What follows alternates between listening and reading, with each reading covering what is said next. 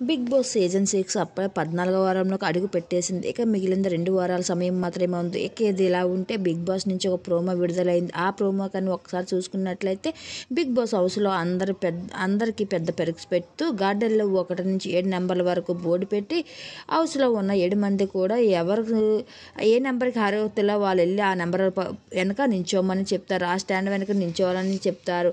ఇక ఆ టాస్క్లో మొదలు కాగానే రేవంత్ మొదటి స్థానంలో, వినయ్ 2వ స్థానంలో, కీర్తి 3వ స్థానంలో, శ్రీసత్య 4వ స్థానంలో, సిహాన్ 5వ స్థానంలో, ఆదిరెడ్డి 6వ స్థానంలో, ఇక 7వ స్థానంలో రోహిత్ నిలబడి ఉంటారు.